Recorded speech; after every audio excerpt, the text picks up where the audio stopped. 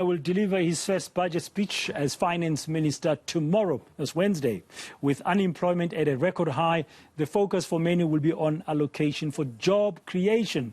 The latest statistics show that unemployment now stands at almost 35%, and youth unemployment continues to cause a crisis, with a 64.4% of people aged 15 to 24 having no jobs whatsoever. So what is the expectation ahead of tomorrow's budget? Let's speak to Abed Tau, who is a group CEO of the Thamani group of companies, an entrepreneur who, like many other young South Africans, is trying to grab the proverbial entrepreneurship bull by the horn. And Abed Tau, good afternoon. Thank you very much for your time. Is entrepreneurship a key economic driver that should feature somehow, its support or commitment of government should feature in the budget tomorrow? Dr. Dan, thank you so much for having me, and good afternoon to the viewers at home. So, Dan, what we see globally is that SMEs are responsible for year-on-year 40 to 50% of new jobs, and South Africa is no different. So entrepreneurship should definitely be something that is on top of government's mind and government's agenda, and also leading up to the budget speech. So definitely entrepreneurship is something that should be spurred, because that's essentially where I believe jobs are going to be created within the context of our youth.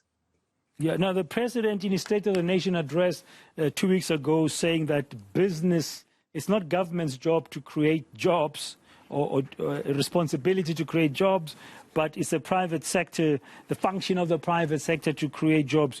What's your view specifically around small and medium businesses that are driven by entrepreneurs in terms of what kind of support should be forthcoming from both government and the private sector, the big guys?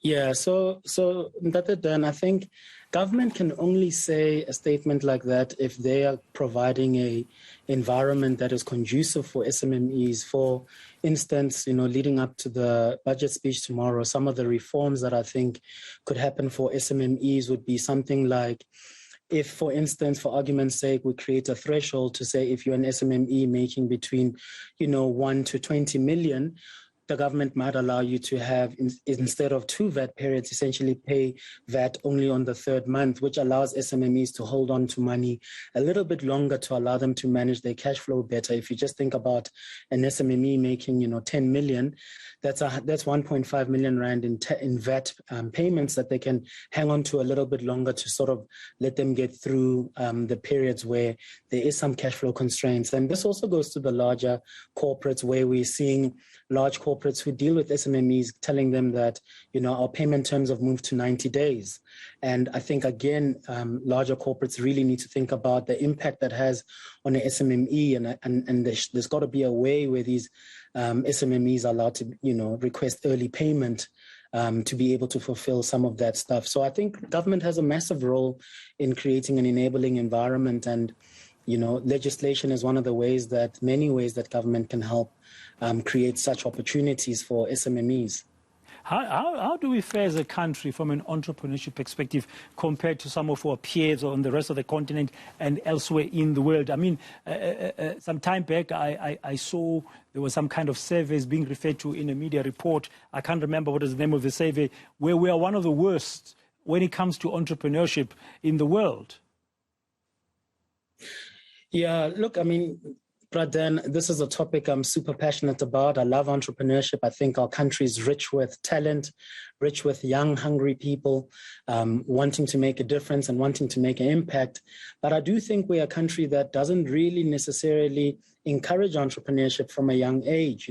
I still believe that a lot of people become entrepreneurs because of a retrenchment or because of long, periods of waiting for a job, and they essentially eventually become entrepreneurs, but they don't have the skills and the equipping that I think schools and government and varsity should be doing to encourage entrepreneurship. I think globally, entrepreneurship is thought of as a career choice, where I think here it's still a default to, I didn't get a job or I got retrenched, so I fell onto this thing. I think we need to start really cultivating young minds around what is entrepreneurship at a young age. I mean, I would argue that even in classes such as LO, we should be teaching kids what is tax, what is a a tax return, what is an income tax return, what is an invoice, and what is a B2B consumer market. So I think there's a lot of work to be done in spurring young people to choose entrepreneurship as a career choice and not as a deterrent against unemployment.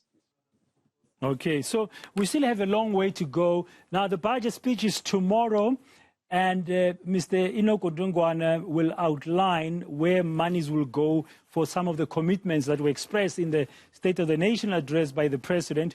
Job creation seems to be at the center of the struggle here, so to speak. What would you hope you would see numbers-wise? Because small businesses, medium businesses, and entrepreneurs like yourselves are the ones who are creating jobs. Yeah, so Brad, then I think year on year, there's massive budgets that is allocated towards some form of a job creation amongst the youth. And I definitely think there's great programs out there, but I think there's actually more of an opportunity for government to market these opportunities, because so many entrepreneurs don't know that they have access to grant funding, access to incentives that government does. So I think over and above the commitment for entrepreneurship, there's got to be a way where government actually educates the market in terms of access to some of these opportunities. For instance, there's a lot of government SETAs that are providing fully paid for learnerships for young graduates, but year on year, none of these graduates are getting job placements, but SMMEs are desperately needing this labor to join their businesses to grow. There are no succinct systems or systems out there that connect some of these fully funded learners to struggling SMMEs that are desperate for that labor. So I think we need to see government also market themselves better in terms of how they're incentivizing entrepreneurs and what efforts are being made in terms of youth unemployment and opportunities available to SMMEs, and making those widely known to SMMEs and much more accessible and embracing things like technology to be able to deliver such solutions to them.